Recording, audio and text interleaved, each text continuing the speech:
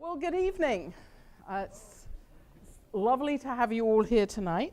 This is the Entrepreneurship Live Speaker Series for the Herb Kelleher Center for Entrepreneurship, and my name's Laura Kilcrease, who I happen to be the entrepreneur in residence and a graduate of UT here.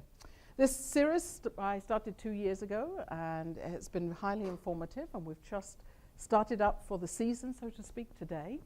And so our first speaker is Mark McClain. Let me tell you a little bit about Mark.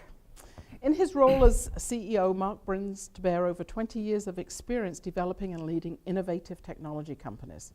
Under Mark's direction, SailPoint has grown from a collection of fresh ideas into a publicly recognized leader in the identity management software market.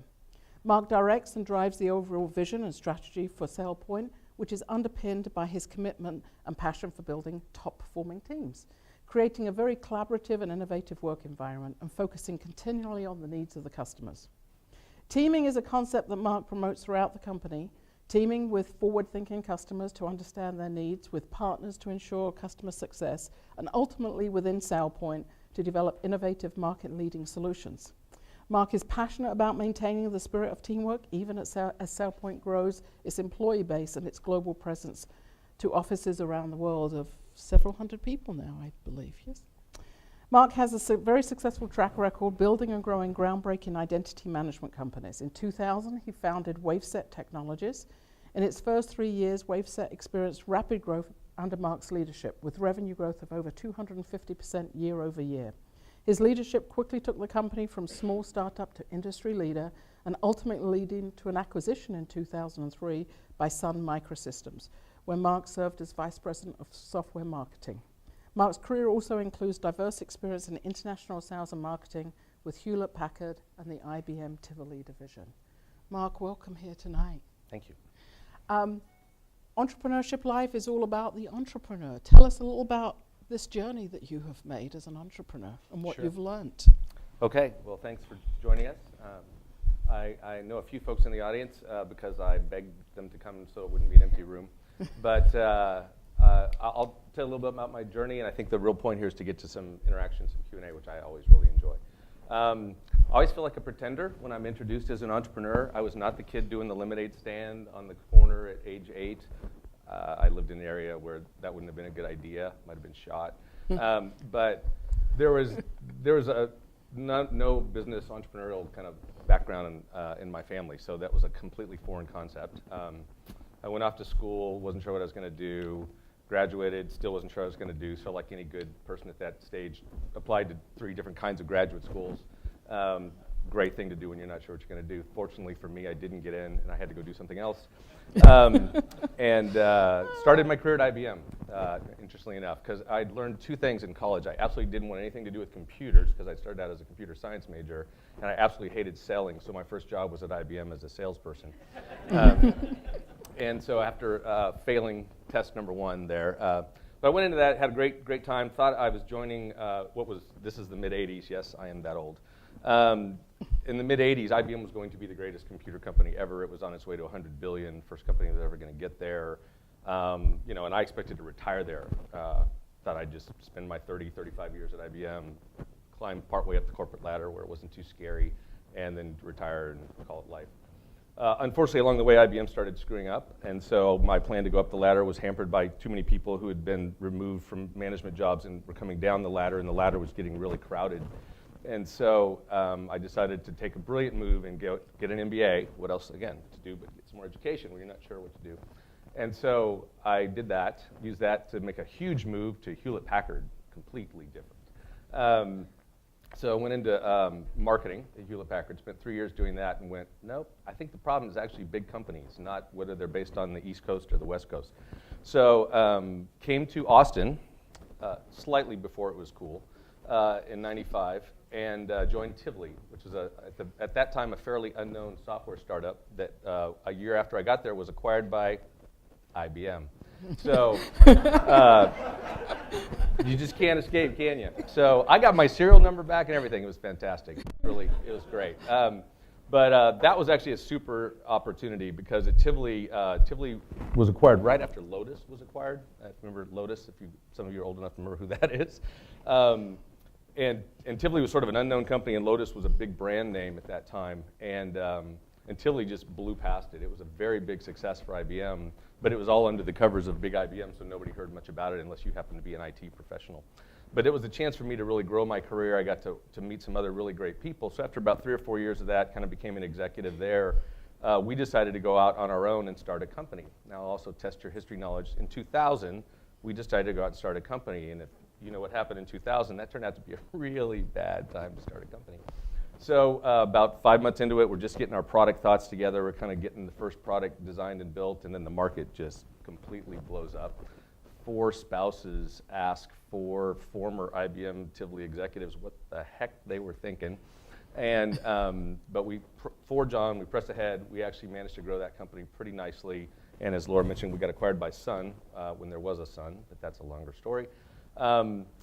Took a little time off after that and then started this company. And we're about almost 9 years old. We've grown pretty nicely. We have about 370 people around the world now in 11 countries. We just did a very big private equity deal, which Laura and I may chat about a little, where we took in investment from an outside firm. And it's been a very fascinating journey. Again, completely not planning to be an entrepreneur.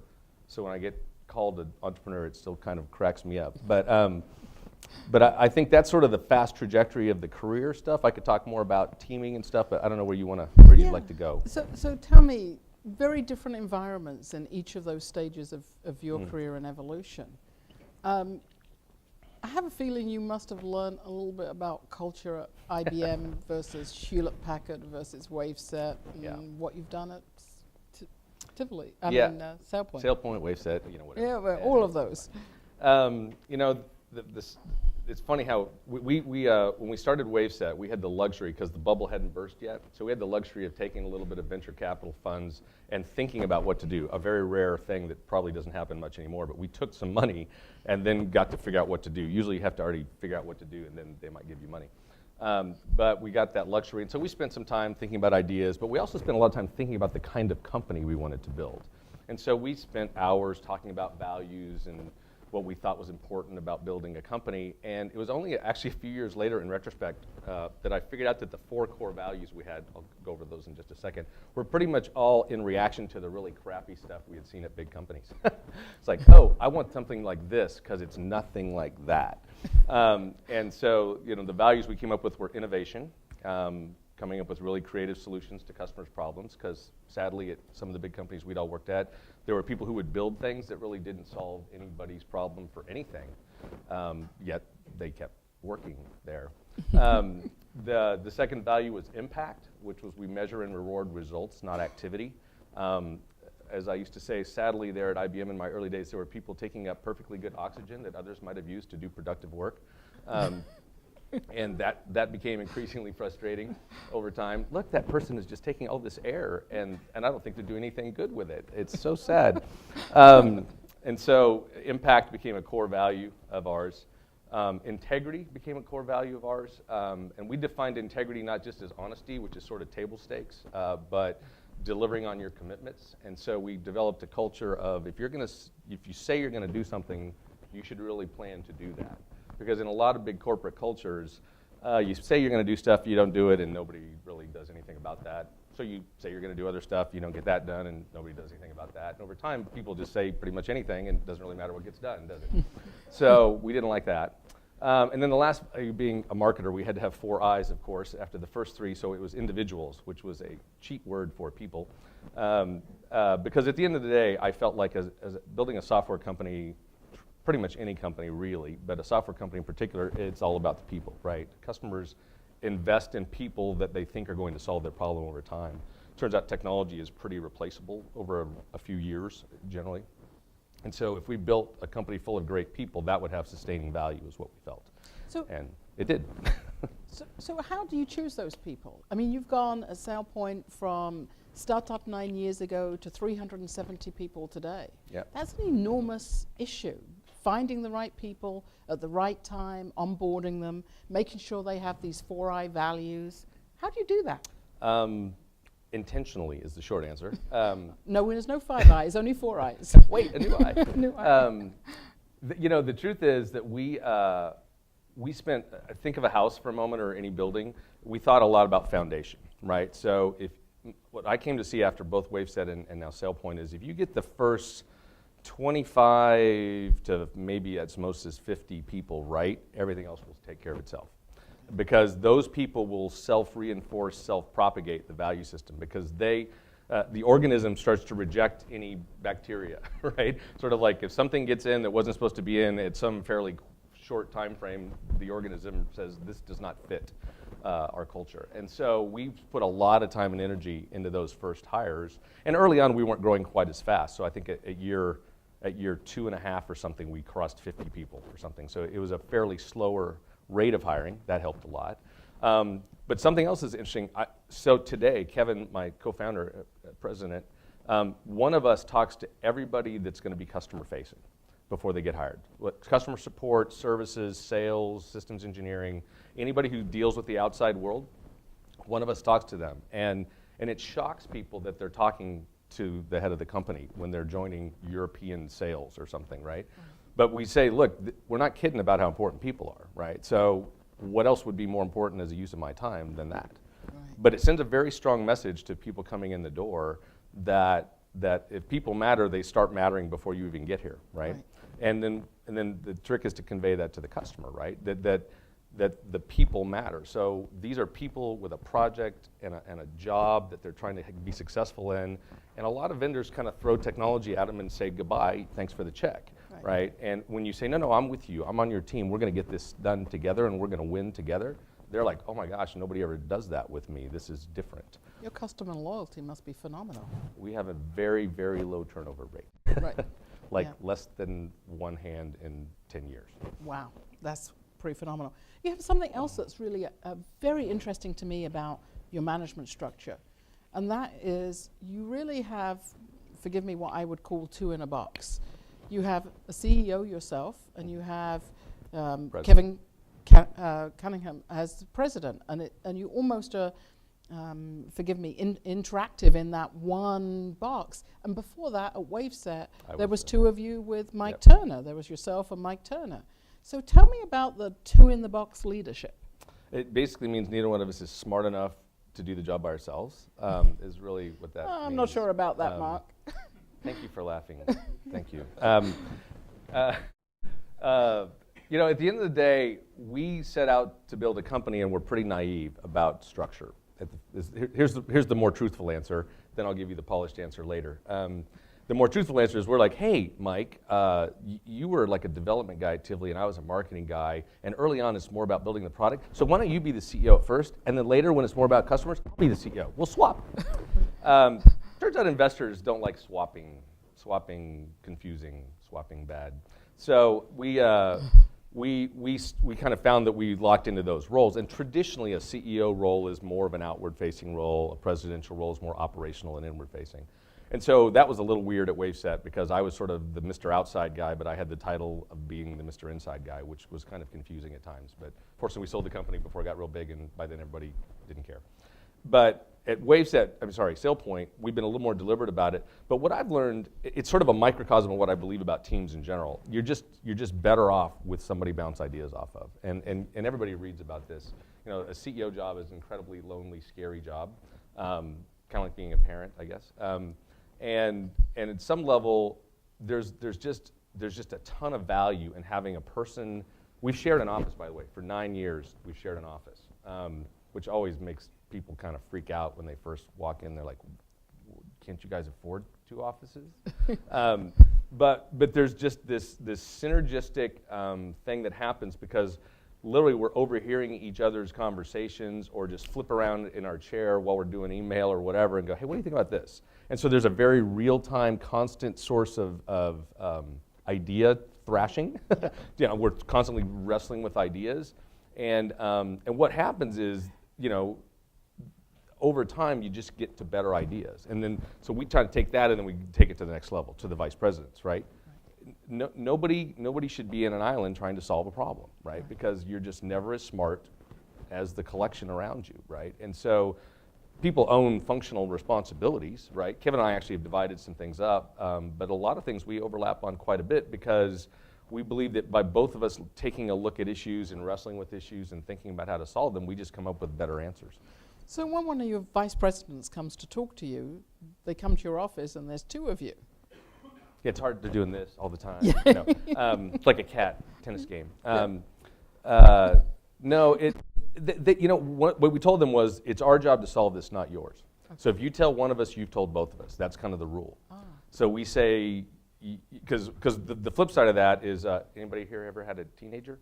One of my daughter's teenage friends is here, who's one of my favorite people, so I won't pick on her. But it's at least theoretically possible that a teenager would go to one parent and not get an answer they wanted, and then go to the other parent to get a different answer. I've heard that happens. And so one of the things we learned was we couldn't let people kind of do the mom and dad thing, right? It's not like, hey, you know, Joe running sales wants to do something, and Kevin says, I don't think that's a good idea, and he can't come to me, and I say, oh, that sounds like a great idea, and then Kevin's like, hey, I said that was a bad idea, you know. So we sort of had to stay very tightly synchronized so people never would be tempted. Not that most of them would be tempted, but some of them might be tempted at times to say, hey, I got a no from mom, I'll go to dad, or vice versa. But I think what it really meant was we had to focus on making sure we got the benefits of this two-in-a-box type structure, which, by the way, made our board very nervous. They didn't like it at the beginning. We can talk about that if you want. And yet at the same time, guarded against the negatives. Because the negatives were very real, right? You could get divided on things. A lot of bad stuff could happen. You'd had a little bit of practice. You had the two in the box at Waveset, yourself, Mike Turner. Mike went off to do other things, not so much start another company. Right. You went on to the next company with Kevin. Yep. Is this a predictive model? Can we predict that if perhaps Kevin will go on and get another? I think our board, we have some very, very prominent investors, right? The folks from Austin Ventures and Silverton, who Bill Woods, I think coming to your next event here. He's one of our investors in both companies. And they were very skeptical of this whole concept. And I think they saw it work pretty well at Waveset, and then this company's run twice as long and gotten more than twice as big. And so I think they've come to believe it's not commonly maybe a good thing for people to try, but it can work. And I think they would even argue now they've seen some really strong benefits to it. You know, because investors kind of sit, as you know, kind of outside the company looking in some, and they have this perception that we have a really good culture. I'm not sure they fully know why we have a good culture. We think part of it is that collaborative teaming approach, and if it starts at the top, it's definitely going to pervade everywhere else, right? So I think it's not easy to do, but it's proven to be pretty valuable. Yeah, I think a very unique aspect of how you've grown Waveset and how you've grown SailPoint. So you brought up the issue of board and investors. Tell me more about putting that board together and recruiting those investors. Well, I always tell people I'm way too chicken, back to the I'm not a real entrepreneur, I'm a fake. I'm way too chicken to start up a company with using my own money. I'd much prefer to use other people's money. Because if it fails, I didn't lose all my money. So that seemed like a good idea. So we kind of came at it from an investing path to begin with. To be fair, the kind of products we've done, kind of enterprise, enterprise software products tend to be kind of high investment before you get to the ability to gain revenue. Right. So you typically need some sort of fuel to fill the engine early on. But we were pretty selective about who we chose to work with as investors, because there are lots of kind of bankers, there are lots of kinds of lawyers, there are lots of kinds of investors. And we looked for investors who are very operational and entrepreneur friendly. And there are definitely some investors who have more of that reputation than others. And we wanted folks who would bring to the table what we didn't have, which was we were not sophisticated financial guys. That wasn't our backgrounds. And we had not done a startup before from the very beginning. So like, why don't we bring in people who've done that? They can sort of give us some guidance along the way, but let us focus on what we're good at, which is kind of markets and products and what does the market need and what should we go build to address it, right? And it was a very, very good partnership both times, pretty much the same group of investors, both companies. And it was one of those things where, again, kind of this teaming thing becomes quite the theme, doesn't it? You know, in a teaming environment, you're self-aware enough to know what you're good at, and you ensure that you focus your time and energy on what you're good at and not trying to do the things you're not good at and let someone who is do those things. But it's very purposeful. Yes. It's a very purposeful intent to go find the right investors who you know, if they invest, are going to take a board seat. Yep. If you don't mind sharing, how many board members? The company, Waveset had 5. It had Mike and I and 3 investors.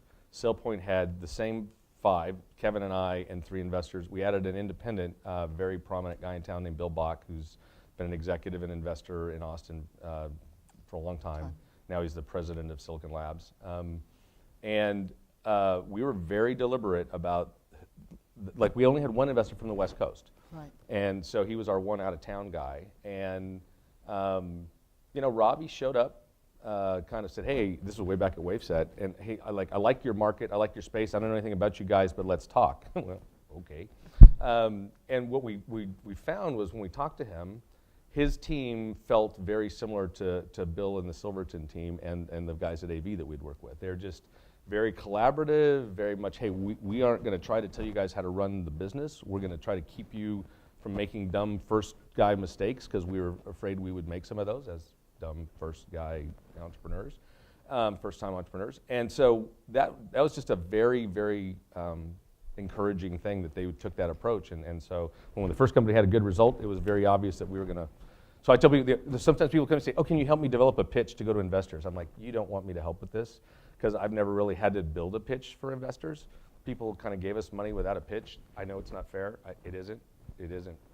It's not. But that's a very unusual thing. It is. You see, normally you're going to investors. We're just on the theme of unusual. You can say weird and strange if it makes you feel better, but not yet. Later, perhaps.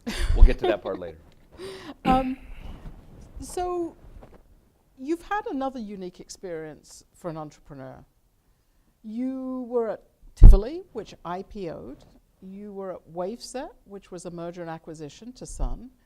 And now you're at SailPoint, and you've sold to a private equity firm, or majority so. 3 very different exits. People are lucky to get 1 exit in their life, let alone 2, and you really in your good case, at 3. leaving. Really good at leaving. You're really good at leaving. You're here till 7. Be here all week. But really, of the 3 types, the classic exits is IPO and M&A. Yeah. We have a fairly new phenomenon in private equity firms coming in and buying out other investors. So talk about those 3 types of exits and how you feel about them in terms of the work, the effort, the load on the team to make them happen. Great question. And to be fair, I can only represent Tivoli a little more from a distance because I wasn't a senior there when that happened. But, an IPO is a big thing to do, right? A lot of people, if they're business people, they think someday I'm going to IPO. I think what we've seen is sometimes that can have some negative aspects to it, so it's not all good. It can be very good, but then some things don't always go well. We've seen a few of those in town. Some of those are my friends, so I feel badly for them, but there's just things that can happen to a public company where all of a sudden there's stuff in the paper that you wish wasn't in the paper, like your salary. I've often wondered what it's like to come home and see your neighbor right after your whole salary got published in the paper. Hey, do you want me to buy dinner? Right. It's just kind of weird that would happen to me. But so there's a lot of pros and cons about IPO. One of the biggest negatives I've heard that I'm very sensitive to from an employee management standpoint is once you IPO, people have half an eye on the job they got to do all day and another eye on the stock. And the stock price is up, the stock price is down, the stock price is up. It's like I don't want people riding that emotional roller coaster. Right. And they really do in public companies. But on the other hand, it gives you a tremendous market cachet. It allows you to raise, you're raising funds. That's what you're doing, and generating funds to go make faster, bigger investments in growing the business. So there's an attractiveness to it. And as you said, when we started this company 10 years ago almost, the only 2 options I kind of knew about were that or get bought by somebody. And in our tech industry, right, 90+% of the successful companies get bought, right? There's a much smaller number of IPOs than acquisitions, right?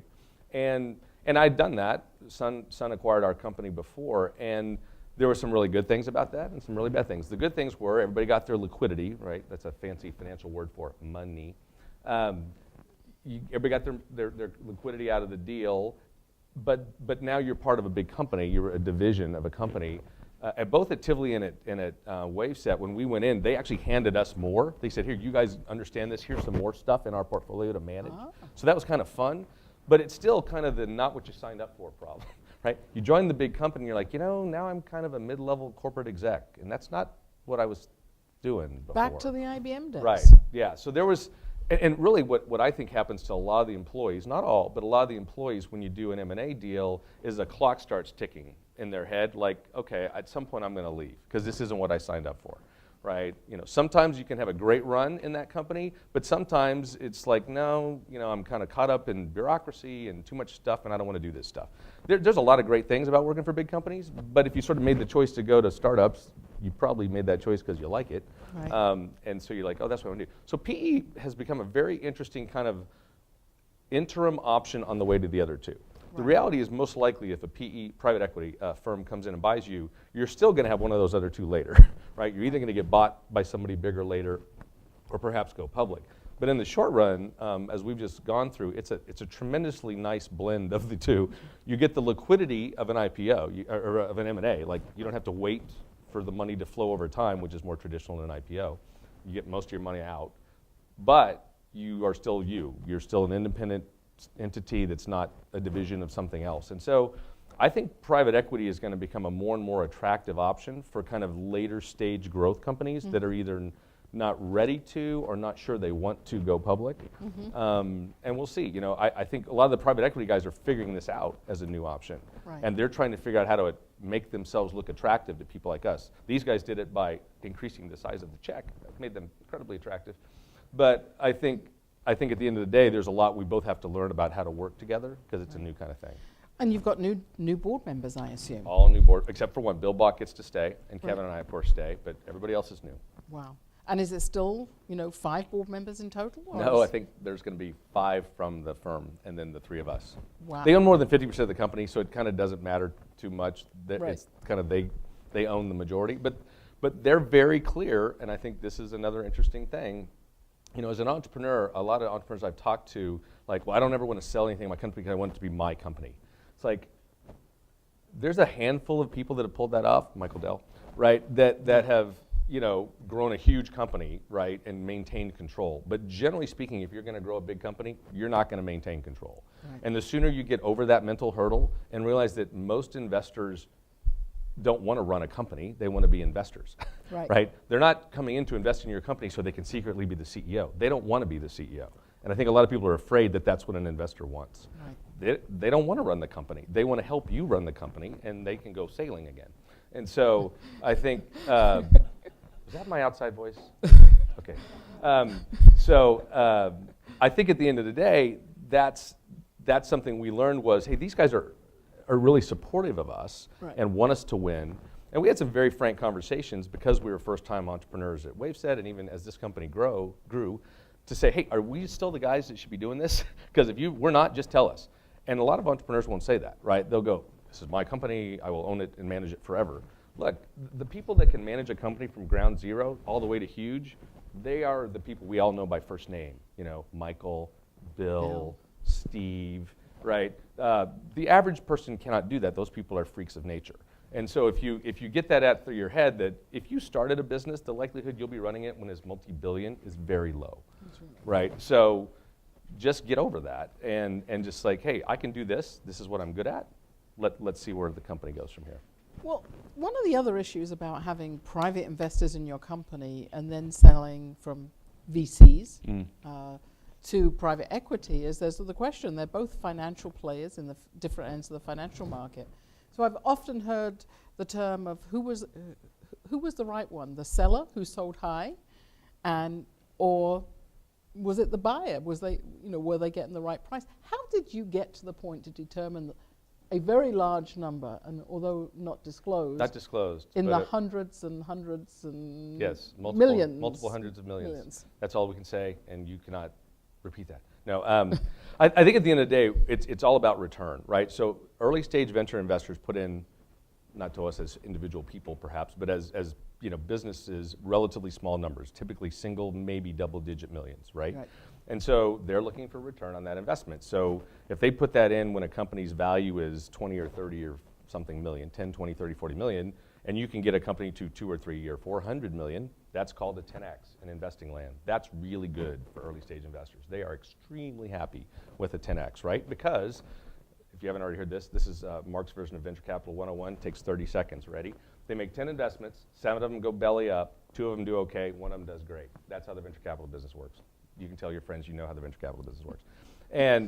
And so if you can be one of those 10 that has a 10x that covers up for all those other ones that didn't do so well, they like you. Right. So they like us.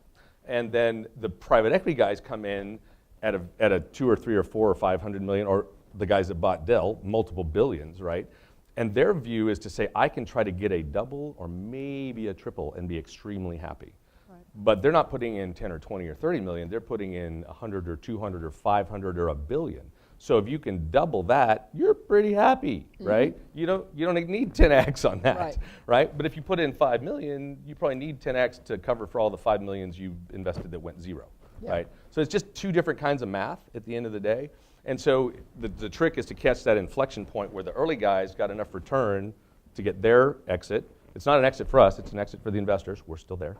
And then the late stage guys need to see a double or a triple that they can get to, and then they're happy. That's a very delicate position, that inflection point, because it doesn't kind of happen at a moment, and you have to you have to be talking to your exit or your partial exit, your private equity firm, sometime in advance. Give us an idea.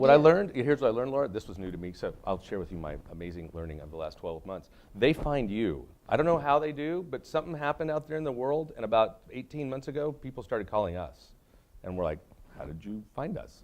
How did you hear of us, right? There's some kind of little secret world of venture and investment people out there. I don't know if they have secret handshakes and meet in the bar below the bar, but they just, all of a sudden, we just started getting all these calls, right? And it's like, how, what? You know. But so what happened was we had people chasing us, which was, I never knew that would happen. I assumed we'd have to go chase them when it was time to do that. They find you if you're doing well. They talk to, you know what some of these guys do? They hire, some of you that are students, I learned, like 20 students, and those people call customers and vendors all day, every day. One of these guys told us they make 30,000 calls a year. So they're talking to everybody. Yeah. So they start hearing a vendor's name, or they start hearing from customers that this is an interesting space, and their little antenna go up, right? And they start looking around to what's going on in there. And so that's how I think it works. They just have this massive sensing feeler network out there, and when something starts to bubble up as interesting, you know, they come diving in and find you. It was a little spooky, actually. I felt a little stalked. We're going to open this up to questions. So if you have a question, please go to the mic. I'm going to ask another question while those of you kind of proceed to the mic. So in this private equity sale, what's the biggest single lesson you learned? It just happened like 2 weeks ago, so I'm not sure I've digested the lessons yet. I think it's really hard to explain to our team what it meant, because a lot of private equity deals are deals like Dell, where the company has I mean, this is public data, so I'm not bashing them. The company has struggled a little and wants to change the game, so sometimes a private equity firm will come in and take it off the public markets so they can get out of the public eye, make changes that would have potentially hammered the crap out of their stock, and then they can come back to the public markets when all that's cleaned up and prettied up, right? And so that's sort of the reputation of a lot of private equity.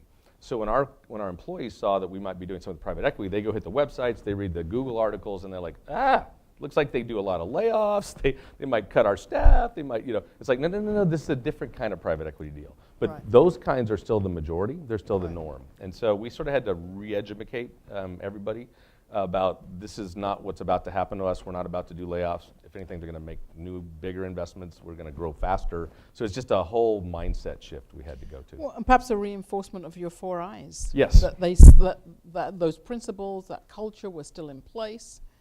I'm presuming your employees had stock options. They had something to gain. They all had stock options, yep. So everybody, there's a lot of dancing in the hallways. 370 dances in the hallways. 370 interesting dance happening. It's really been exciting because people get a chance to really, you know, in some cases a fairly significant event in their lives, you know, change the game a bit for them financially. But they don't have to leave. They can keep working with the people they like, on the products they like. So it really has been a win-win for the people. Yeah, if anything, I want to make sure that the questions, we spent a lot of time on financing. Yeah. I just want to make sure if you have questions about like the company or how you build a team, that may be easier for a lot of folks to digest than how do you go do a private equity deal? Because it's kind of weird. But It's kind of weird. yeah, there's one. A brave soul. Thank you. You bet. By the way, I've really enjoyed you're very direct with a lot of things. It's really enjoyable. You don't always hear that. My question is, you talked about building your team of 25 and 50 people, and I'd like to hear some more specifics about how you kind of filtered and the techniques you used to hire people that you thought were good. Okay, that's a great question. I started to repeat the question. Years of being trained to do that. Hey, everybody heard that because he's on a mic, huh? Okay, so we were fortunate because of those years at Tivoli and Waveset, we had a pretty big network in town, right? So we didn't have to do a lot of blind dates kind of deal. But I think that's kind of one of our secrets is in the world of LinkedIn and such, you don't need to do very many blind dates, right? You can use your network of networks to check out almost anybody, which is sort of my minor bit of career advice to all of you. Don't screw up. Don't screw up because it'll haunt you. If you're a bad employee, if you leave badly, if you, did something unethical or untoward or griped a lot, those things will follow you in today's world, And so a lot of it's just being disciplined about doing checking. And even though as hard as we tried. It's okay. Branding fail.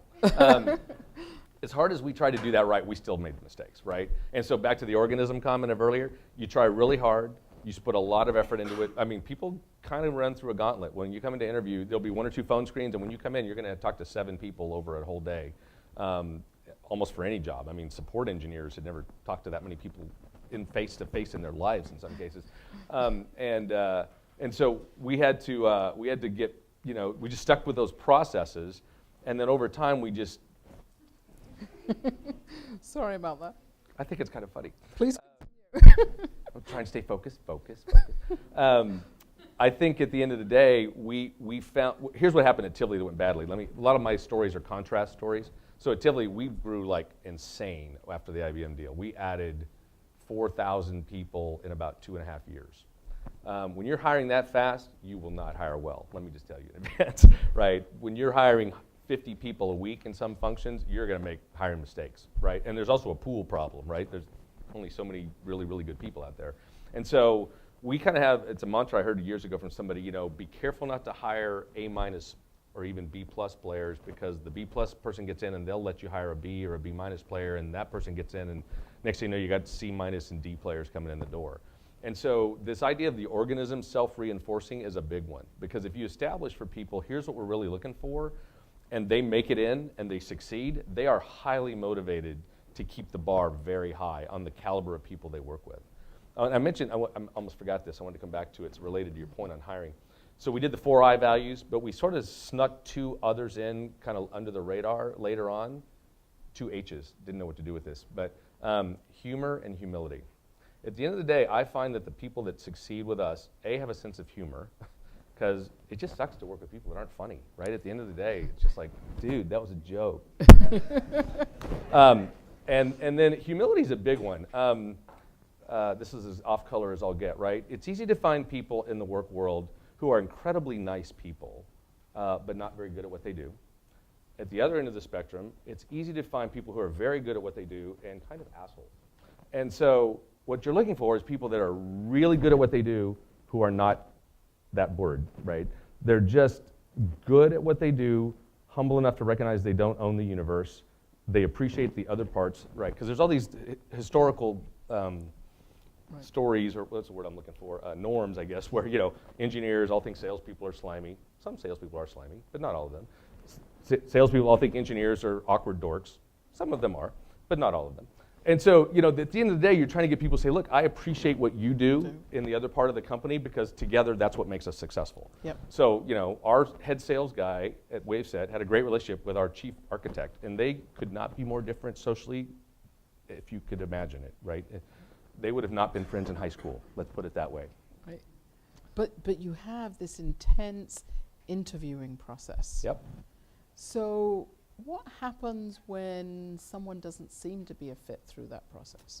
Just in the interview cycle itself? Yep, in the interview cycle. They do not get hired. Right. So it's thank you, nice to visit with you. Yeah, and I'll tell you what, one of the hardest things ever for us was, so Waveset got to about 100 people, got sold to Sun, it grew inside Sun, started SailPoint. There was a pretty small handful of people that had been very effective at Waveset, but had kind of over time failed the culture test. Right. and they were not happy that they didn't get asked to join the new team. Ah. Very difficult. I got a few calls from people that I tried to dance around it, and ultimately I couldn't.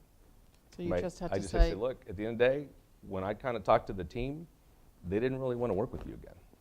so again, for the folks here tonight, the legacy you leave, what you do, portends what you might do in the future. I will quote from somebody way smarter than me, Warren Buffett, who says, hire for attitude and train for skill, right? I mean, at the end of the day, it is very hard to fix a bad attitude. Right. You can fix a skill set at some level. At some level you can't. There's, you can't take, an engineer and turn them into a sales rep very easily, perhaps. But you can hire, you can fix a lot of skill gaps. Somebody with a bad attitude, there's a reason there's really old sayings like one bad apple spoils the whole batch, right? That's like a 300-year-old saying. Turned out it's true. Mark, if you do get someone on board and there's a change in their nature, in them, for some external reason. Oh, that's okay. This is kind of a different thing. Okay. Yeah. How do you is that where you're address going? that? Yeah. Yeah. Look, the reason we've made individuals that fourth value is you have got to understand the whole person. My last interview question to all those hundreds of people I interview is, so tell me what you like to do for fun outside of work. I want to get to know them as a person. And again, back to the contrast, sometimes in big companies, you can feel like a number, right? And so I want them to know, we're going to understand who you are as a person, right? I'm going to care about your family. I'm going to care about your hobbies. Maybe they're weird hobbies, but they're your hobbies. And so I think at the end of the day, when people know that's how we think, then when something happens, those bad situations often come when people are hiding something. Right? Something really bad is happening in their life. Maybe they're going through a divorce, maybe they got a really sick kid, really sick parent, really something. But they don't feel like they can talk about that at work, so they just become a crappy employee. But nobody knows why they've become a crappy employee, right? If you set up a culture that says, look, you can talk about what's going on in your life here. We just had Dave, one of my colleagues that's here with us, gal on his team, tragic. Her husband died suddenly, unexpectedly, for no apparent reason. Medically, it's a mystery. Young guy in his 30s, just boom. I mean, our whole company just felt like it got hit in the gut, right? When one person went through that much pain. It's tough. And so when situations like that, when everyone comes around you and supports you, Right. it makes a big difference. Right, so you got to always balance that in. Yeah. Sorry, I get choked up. No, that's very telling. It tells you what everyone means to you. Yeah. We have other questions. Now I'm crying. Nobody's going to ask me a question when I'm crying. No. We only laugh around here. I'll get back to laughing very quickly. Hi, thanks for the commentary on hiring. Question around hiring, like friends, family, things like that. You said you want to hire for your culture, but you might not want to hire someone too close to you. So just some commentary on hiring people that are really close to you and that is how tricky. to address that. Okay, no, that's a really tricky one. Yeah, I've had friends that I've known socially that have applied. I've had a couple of my daughter's friends apply, and so I've had situations where I've had to say to the hiring team, and usually it's, the good news is it's a layer or two below me, that kind of hire, it's an entry level sometimes or whatever. I'll just say, look, this is a person you should probably talk to because they're a good person, they're capable. I am completely out of this decision. You're right. I'm not going to influence you one way or another. If you don't hire them, I'm not going to be mad at you. I'm not going to ask you why. And if you hire them, I'm not going to treat them special. And people really have to believe that. And so we've hired a handful of people that are close or friends. Very close friends and or really family is probably the better example here. That are in a management chain is generally always a bad idea. I mean, you see that in family businesses. You can't avoid it, I guess, in a family business. But in a corporate type structure, you just don't want family members in a management chain. Just very, very, very potent danger kind of situation. So I think that's what's tricky is you want to hire known quantities, people that have great track records and all that, but you have to be very careful. Again, Dave's here, so he knows some of what we've been through. The guy that we had as a sales leader who went back with us as Tivoli was through us with WaveSet with us and was at SailPoint. Eventually, he sort of got to a point where we and he, I think, weren't confident it was working as well. So we basically had to come to a parting of the ways. Very difficult, right? Yeah. It's not fun to kind of come to one of the folks that's basically a friend that you've worked with for a long time and go, this isn't going to work anymore. Right. And so it doesn't mean you won't hire friends, and family is a lot tougher. Kevin and I, full disclosure, have both had our daughters do internships in the summer. I don't know if that counts or not. 3 months, they're out. But it's kind of a very tricky thing to hire somebody that close, I think. No, It's a good question, though. Yeah, excellent question. Another question. Whoops. We're here without any sponsorship now. We can say whatever we want. Sorry, the lemonade's off for tonight. Exactly. Hi, so say you invest in a startup, when would be, I'm sure it differs per situation, but when would it be best to be more hands-on as an investor? When should you take a step back? Thanks for answering my question. Okay, yeah, no.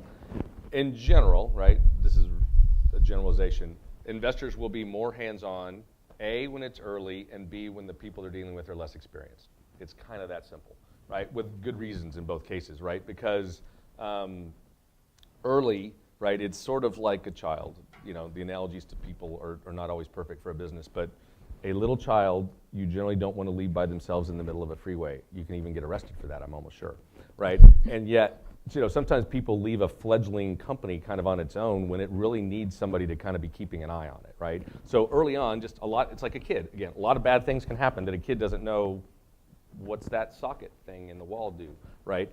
There's bad things that people can do in a company early on that they may not even know, right? So there's kind of a combination of experience and just age of company, because little things can make a much bigger impact when you're small, right? Losing a deal, hiring the wrong person, as we've been talking about. What appear to be little things can have a very big impact on a small company. When we get big, as much as we still want to be careful about hiring, if we make a bad hire at this point, we'll deal with it, and you know, it's a much less of an impact to the company, right? So I think early on, a good investor is going to want to be fairly involved. So if you're doing a company, I'm guessing you might be asking the question from the investee. You know, you should expect that a good investor is going to want to. A good investor is not going to tell you what to do. They're going to ask you a lot of hard questions. And I think if you think about parenting, a lot of my analogies are parenting because I had teenagers for like the last 10 years and I've learned a lot. I think a good parent, when the kids become that age, just asks a lot of good questions, right?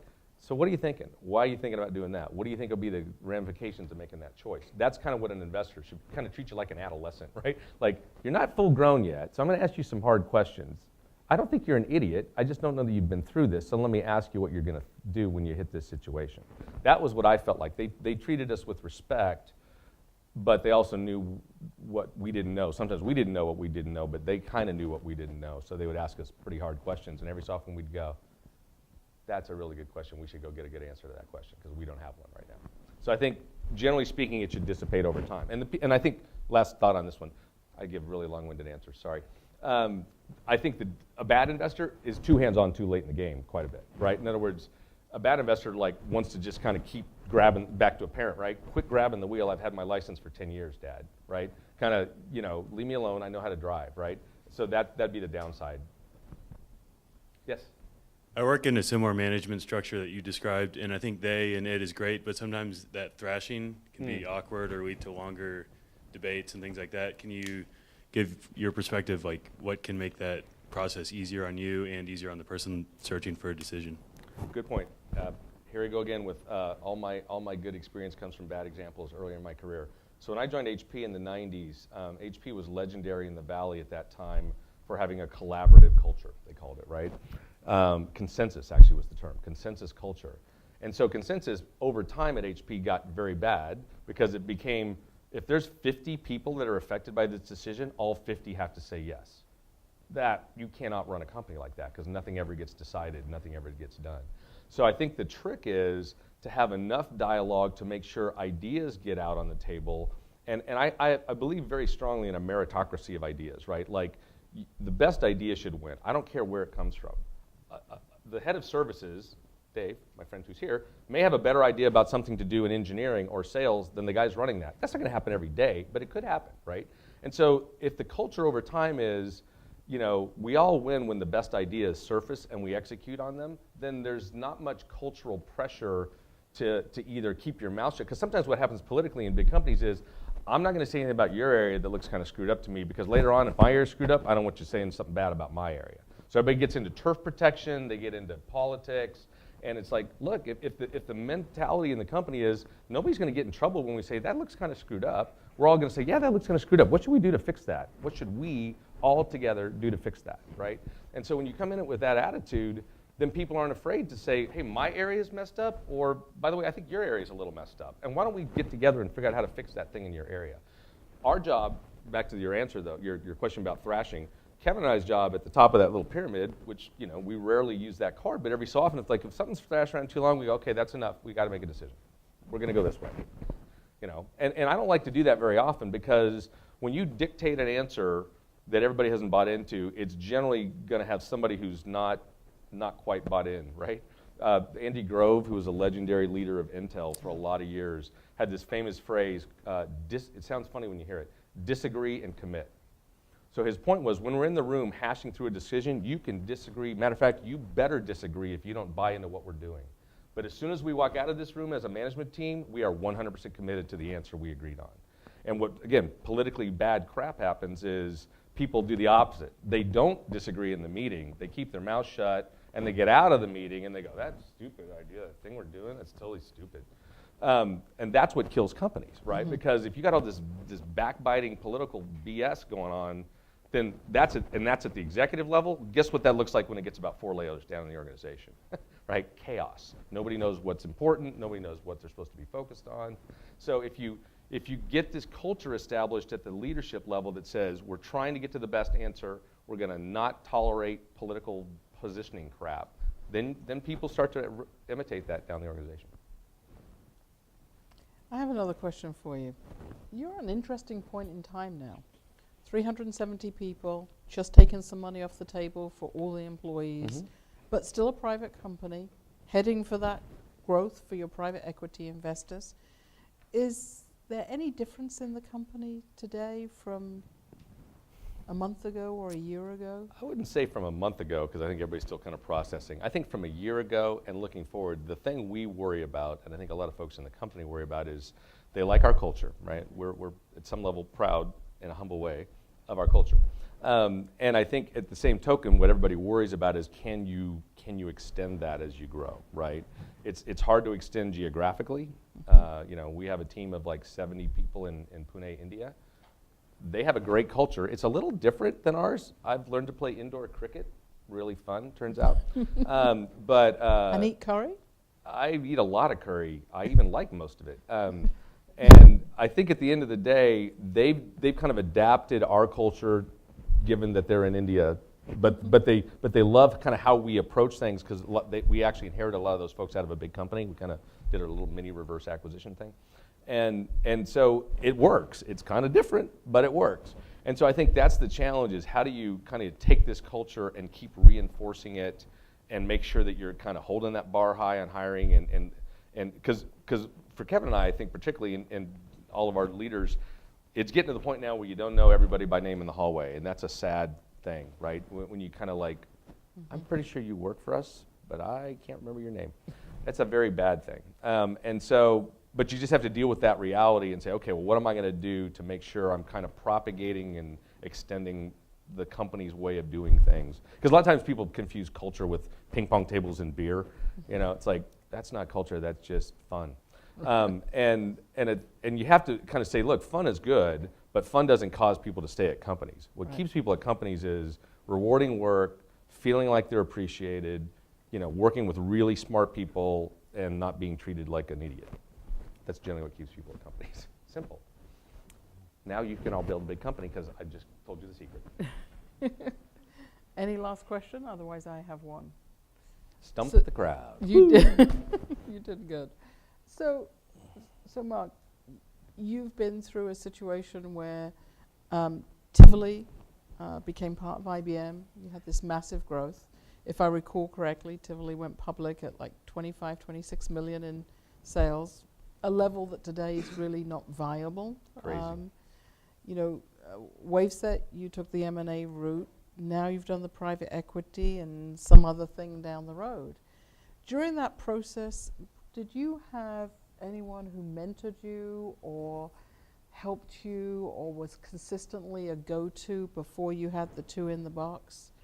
And my second part to that question, is, as you go forward, how do you feel about your next tier of management starting their next startup? Okay. The first question was mentored. Mentor. I've never had a single mentor. I feel like I've had a lot of people that I've gone to for counsel. You know, I have some very close friends, they're kind of church buddies that I've met with weekly for almost 20 years. That's kind of amazing in and of itself.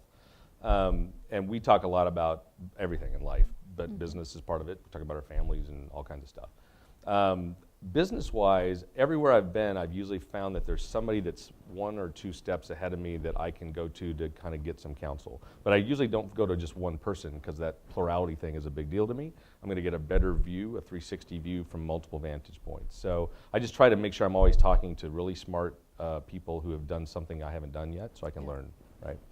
And then as I think if we're successful with this gig, I'm hoping there will be multiple companies that spin out of this company, right? I would love nothing more than to have 3 or 4 interesting companies a couple of generations later of people that had been part of our company. That was one of, Tivoli had some negatives, but one of its positives was it did have a very entrepreneurial culture. Yes. There was another company, you and I know, maybe not as familiar to everybody in town, called Trilogy in the 90s as well. Those 2 cultures, they had a lot of issues in many ways, but they did embed an entrepreneurial mindset in people. And if you look around this town in people who are doing products for large enterprises, the likelihood that somebody from Tivoli or Trilogy is in their management team is very high. Right. There's just a lot of kind of seeds that got scattered to the wind there after those companies grew and changed. And I think that's what I'd love to create a culture that says people think, this was fun, I loved being part of this startup thing, let's go try one. I always caveat that with, by the way, you got to remember most of these things fail. Right. So, just go in with a mindset of, I'll do my best, I'll surround myself with the best people I can. We almost failed multiple times. But you kept going. You were persistent, you were consistent. Is that a value that's needed? Oh, gosh. Yeah, if you're not an optimistic person, you should not do this. You will have some really bad days. And so if you can't kind of see the silver lining in the middle of the thunderstorm, you'll probably pull the plug. Right. I mean, there's going to be some days you're like, I'm done. For a guy who's had some tough days, he's been very, very successful. 3 startups, 3 exits, more to go. Great group of people around him, and I guess a legacy you're going to leave of many other startups, those that come out of SailPoint. Please join me in thanking Mark McClain for sharing his wisdom tonight.